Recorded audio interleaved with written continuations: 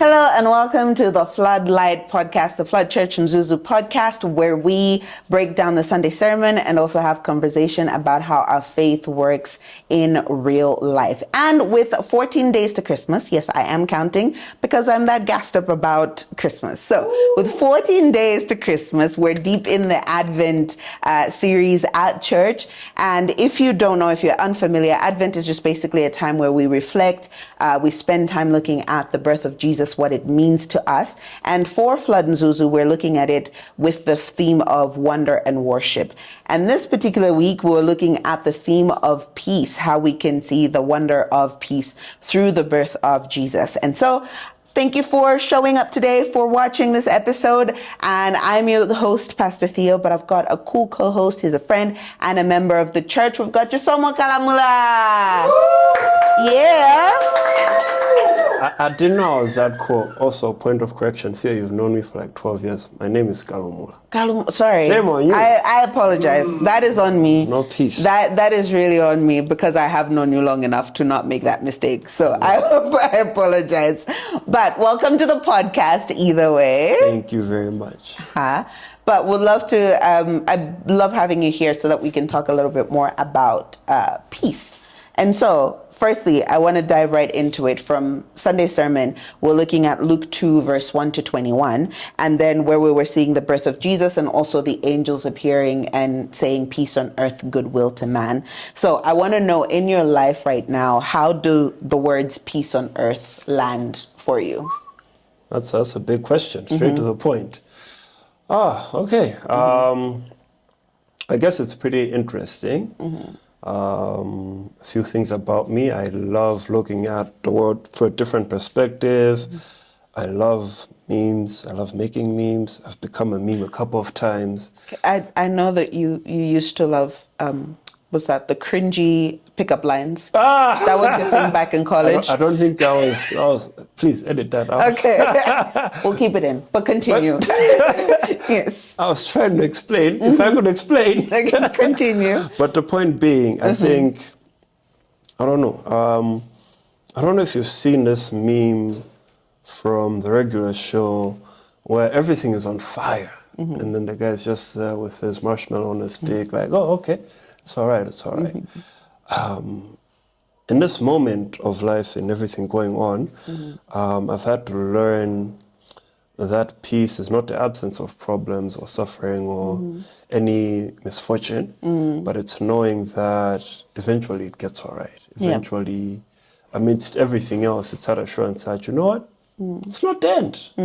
And this is something I've had to learn a while back when my life has been falling apart a couple of times throughout college and every other season. I learned that, you know what, this is a very bad moment, but I've been through worse. Yeah. And that happens every single time. I'm like, oh, okay, this is very bad, but I've been through worse.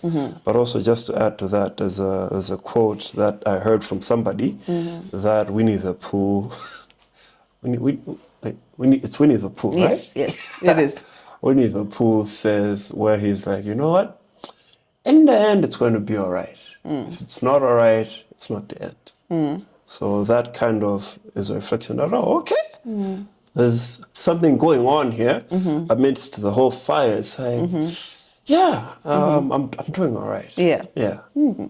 I kind of like that quote of, you know, if it's not the end, if it's not all right, then it's not the end. I think also, like, to think of it in like, not to try and go too deep, but to be like, the coming of Jesus is, you know, what we look forward to as Christians. So like, if it's not all right in the world right now, it's not the end. He's not here yet. And I think him coming back and, you know, doing what he needs to do in the end is what signifies the end. Right. Because again, he's going to come and make everything all right. So I quite like that. You know, I also like unlikely sources of wisdom, of where it's like, it's the most weird spot, but then you find inspiration and wisdom through it, like Winnie the Pooh, you know, who would have thought? But now thinking of that, of like going back to sort of like the text of it all, I think one of the things that has kind of hit me throughout studying the passage itself for the sermon on Sunday, but then also looking through the life of Jesus and seeing of like the way he defines peace or what peace looks like seemingly has felt different from real life. And I wonder what that means for you of like, do you feel like there is a difference between the peace that the Bible talks about and the peace that the world talks about? Yeah, there's like a huge difference because I think in Jesus' coming, people had high hopes, high expectations. And then he does the opposite, he flips the switch and everybody's like, well, okay, but I don't think we can deal with that. I don't think you represent what we're expecting, because they wanted the peace where this is the worldly perception, yeah? So they wanted a peace where he overthrows the government and they're in good books and they see things in a way that, you know what, things are thriving for us.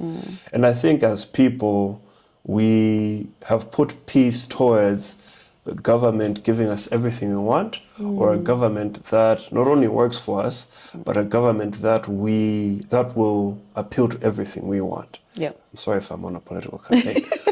But they will give you the perception of a perfect reality, of a utopia type of society, of a society that will not experience any form of pain, any form of grieving, any form of corruption. Sorry, but those are just the perceptions that we'd expect peace to look like. Yeah, for real. Where peace will be no disruptions, everybody gets to live a fulfilled life. That's what the world is looking for. But when it comes to Jesus, his definition of peace is that amidst the fire, amidst the pain, amidst the grief, amidst the situations where you're like, but God, you know, that wasn't supposed to happen. I'm not supposed to be, this is my personal experience, I'm not supposed to be going through an unemployment over 3 years with the right qualifications, right experiences, and seeing people who are less of what I am, making it out there, and I'm here. Yeah. I'm struggling, you know, I'm going through the worst. That's what the world expects of peace. But his assurance of peace is, wait, I know you're going through this, and I know it's very bad. But if we look back, let's look at the great moments that have come through this situation. Because right now, in this denial, in this quiet phase, you're going through a growth experience. You are not only just spending more time with your parents, relatives, and siblings, but you're also getting the opportunity to take care of yourself. Yeah. You're getting the opportunity to appreciate life in its fullness, to see the things you would generally miss out on if you were preoccupied by something else. Yeah. So our perception of peace is that no more suffering, no more pain. Nobody likes pain. Yeah, yeah. I'd love to be, this is just me, this is just me. I'd love to stop working right now and have millions of dollars and go running every day and just not have to worry about paying bills again. But the reality is, those are things that I have to deal with right now. And you know, there's a popular saying, I'd like to quote somebody who's not as popular. Biggie Smalls says, in Notorious B.I.G., says in one of his songs, More Money, More Problems, there's an interview that was asking him, so what now? I think it was Mace, actually. He was like, no, you know what? I've won this, but more money, more problems. So the more you think you're going to be peaceful with a certain achievement, the more likely it brings other challenges and other issues. And so it's up to you to actually get to a point of both contentment and of understanding that, you know what, I think this works for me. This is enough for me. Let me accept it and be peaceful with it. Yeah. No, I like that because it also reminds me of which I would say my current obsession right now is The Chosen. I'm very late to the party, but I am finally watching the show. And I think I saw an interview where the director of it, creator of it, Dallas Jenkins, was talking about that. And someone had asked him of like, hey, there's a storyline in the show where Jesus doesn't heal or even bring back from the dead someone who was very close in his quarters, right?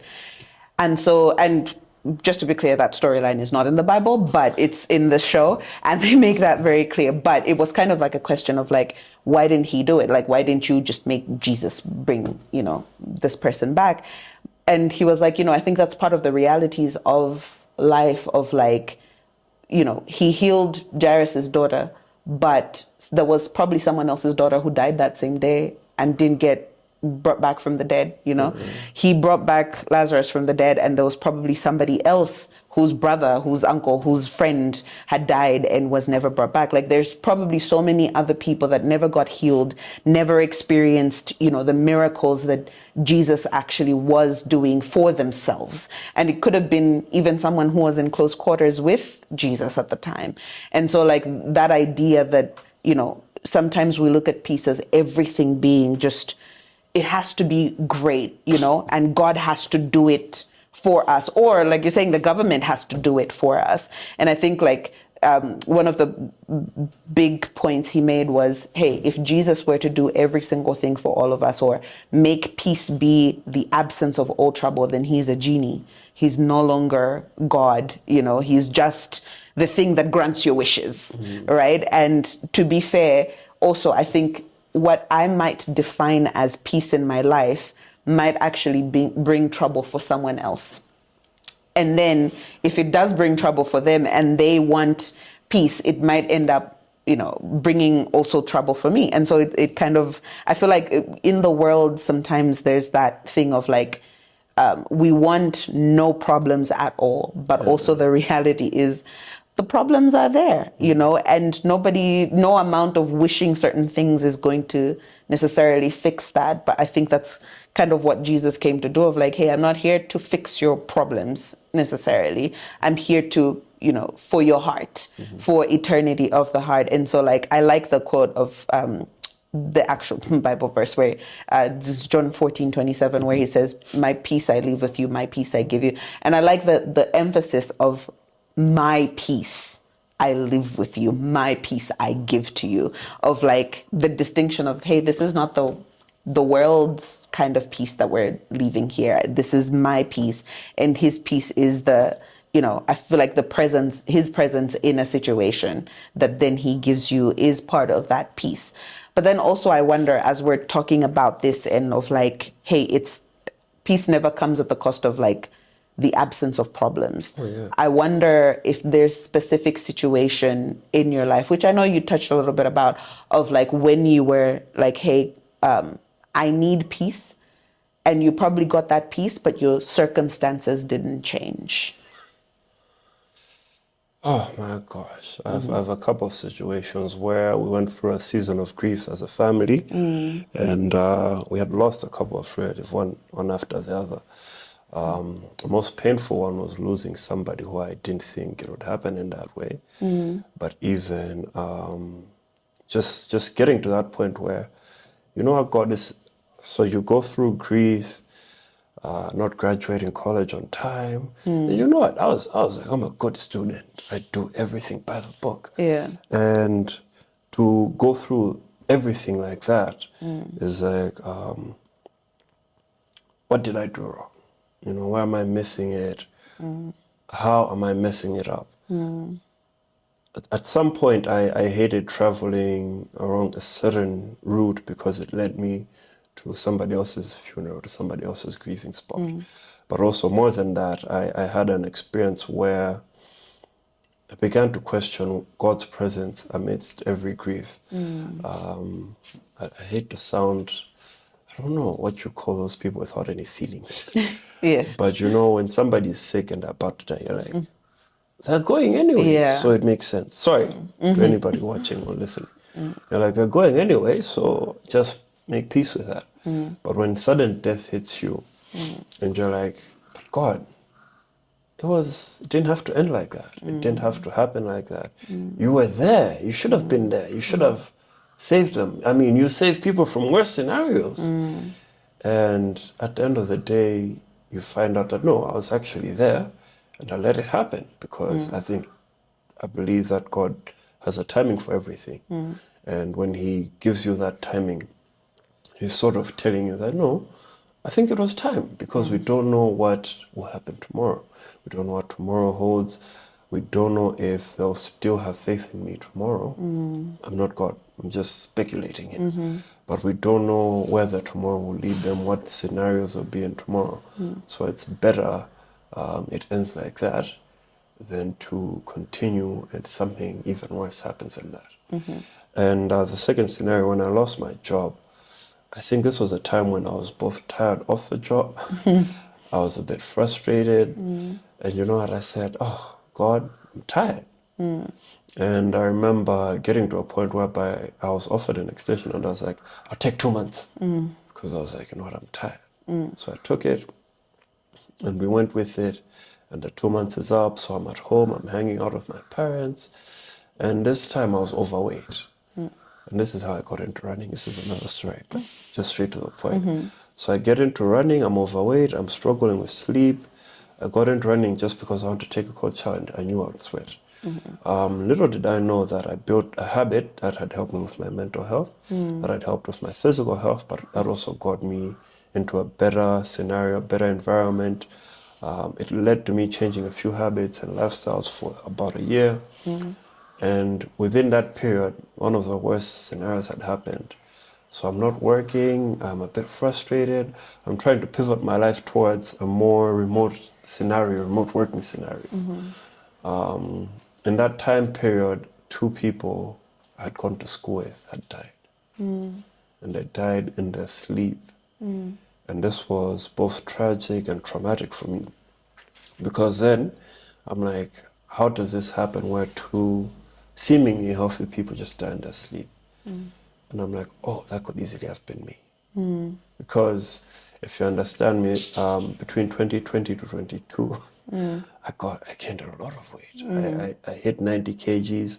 I encouraged myself that I used to walk a lot. But it did nothing. It did nothing. The lifestyle was not healthy. The lifestyle was not positive. And prior to that, I had experienced another job loss, but I had bounced back quickly a bit. But this one was like, my life is about to pick up. And then it all shatters and falls apart. And a lot I learned in those 3 years, moving from gig to gig, temporary jobs. I've attended interviews where I was told they'd get back to me in 2 weeks. And they never reached out. Funny enough, it's been 2 years. Wow. And 2 years, 10 months. I'm still waiting for that. Yeah. But the point being, I think every rejection, every direction I faced was like, oh gosh, you know what? I'll be hopeful. But I know there's something better. And going through that, finding peace was moving into something different, moving into a different environment, figuring out how I can use my talents. And one thing I learned, God provides. Like, He really does. Yeah. And even now, it's not like I'm on 100. I'm in a stressful mini situation with everything going on this December. But I'm hopeful that I know that you're going to work something out as we come to the end of the month because of the nature surrounding my work. But getting to Mzuzu was also one of those peaceful situations.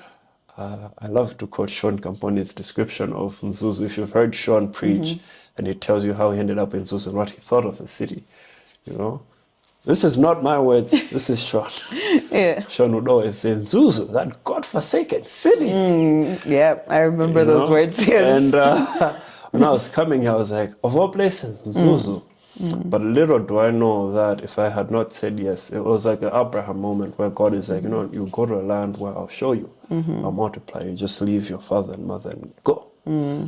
Coming here was probably one of the best things for my physical, mental, and social health. I have moments where I'm like, oh God, am I in the right place, right situation?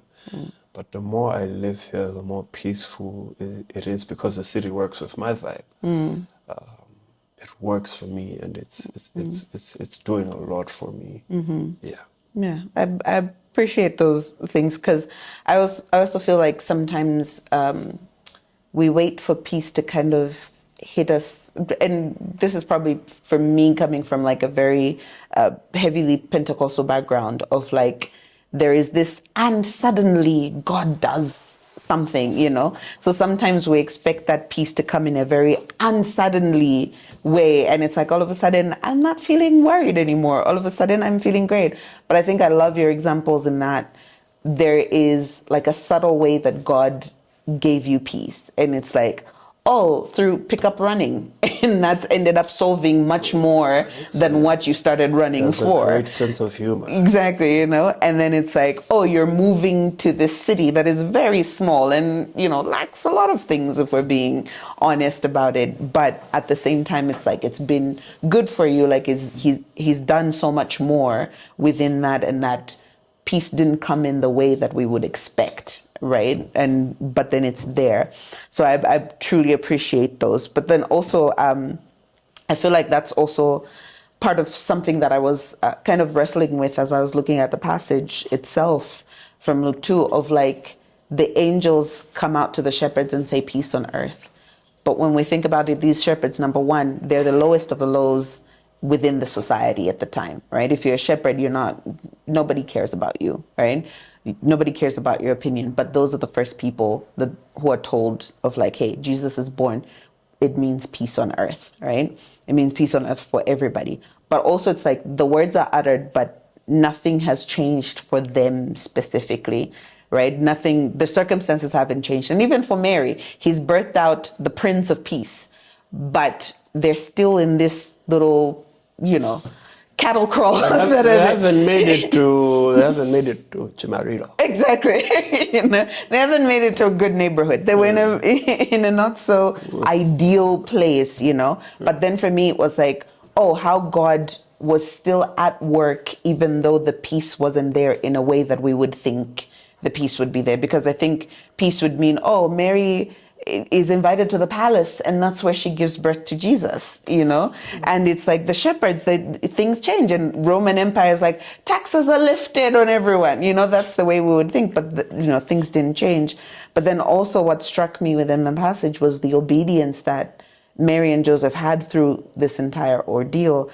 And even the shepherds themselves, of like, the angels come and tell them this, and it's like, you will find this baby, and they're like, immediately are like, hey, let's leave our sheep, we gotta go see the baby. And so like the idea that peace is brought through obedience, right? That there is obedience within, there's peace within obedience, right? And that sometimes our lack of peace is a lack of obedience. Yeah. So I kind of wonder of like, how have you seen those two connected, either within your life or seen within the world? It's amusing because when you were preaching on Sunday, I was like, the message is about peace, but there has to be an element of obedience. And then when you hit it, I was like, psychic. But the point being, I think going back to childhood, if you listen to what your parents told you to do and not do, you were peaceful. True. You were very peaceful. You were at peace. So I think it's important to always to do two things: to be obedient to the word, but also make sure you're obedient to the right spirit. What I'm trying to say is, there are scenarios where you're like, God, is this supposed to be the situation I'm in? Should I really go there? Should I stay? Should I go? Why should I move into this space? And God, do I really have to? Is this, Yeah. I've always been thinking of when somebody sends you, surprisingly, when my parents or somebody in authority gives me an errand, I don't ask, do I have to? Yeah. I tend to have those little inchings, but I move towards doing it. I'm not campaigning for myself. Yeah. But the point being, I think there's a time where you stop questioning things and you move in obedience. And that obedience is more of that peace. That obedience leads to a peace where you're like, you know what? I did it. I did it. I feel better. I've achieved something, I've followed through on something, rather than you don't do it and you have questions, but what if I had done this? What if I had done? You have the what if questions, you know? The what if questions where you are wondering if you had done what you were meant to do, especially when it feels like, do it. You know, when that voice is, that urging to do something comes, follow through with that and do it. I tend to give this example of coming to Mzuzu. Coming to Mzuzu, best thing in my opinion. It's the best thing because I have been in an environment that has not only given me new colleagues and friends, but a different story to tell. I hope I can live in Mzuzu for as long as possible. Forget what Sean had said. But coming here was really better than staying either in Lilongwe or going to Blantyre for me. I love that I came to a city where I didn't have too many of my relatives. No offense. You know, I love that I came to a city where I had to figure it out, but also I had to begin to find myself or find my own habits and disciplines. Yeah, I still kept on running. I hope people take up running in Mzuzu.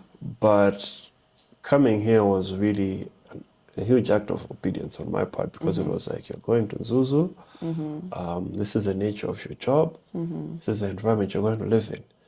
And then I'm like, of all places. And the job I had to do, I'm like, really?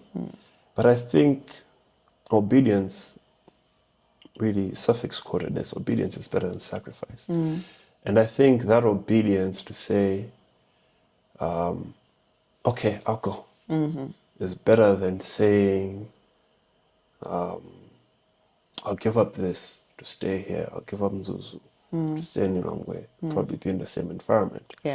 I'm reminded, I'm trying to get the proper example out. I think it was King Saul when he was told to slaughter everything, with or without blemish, everything. He rather said, okay, slaughter everything, but let's slaughter all the bad, keep the good, and offer a sacrifice, when he was not instructed to. And that's where obedience is better than sacrifice, where when you're told that that's not that's not who you should be with, that's not the space you should be in, that's not the habits you should keep on after a certain age, you have to obey. Rather than making a sacrifice of saying, yeah, but you know what, I won't do it from this time to this time, I won't see that person this time to this time, you know, forcing things. But to be told not to do it and not do it, it brings a huge sense of peace, whereby you're like, don't put your hand on that fire. Don't put it. I like that. And I think that's a perfect place for us to end. Of don't put your hand on that fire. It will not bring you anything but trouble. And so I think the thing to continuously think through, and I hope that you will think through at home, is that, you know, God's peace and the peace the world gives is two different kinds of peace. And only one peace is the true peace, which is God's peace. And so I hope that within your trouble, within everything that you're going through at this time, that you will consider the wonder of Jesus's peace, that when he was born, he is truly the Prince of Peace. And so peace is never the absence of trouble, but rather the presence of Jesus in the midst of your trouble. So I hope that you will go with that and that you will continue to have a peaceful week and a peaceful Christmas. And Dr. Trey last week said I could start saying Merry Christmas because we're doing Advent series. So I will say Merry Christmas. And thank you so much, Chisomo, for coming to the podcast. Thank you very much. We appreciate you so much for being here. But for me and the entire crew here, it's grace and peace. See you next week. See you next week. What's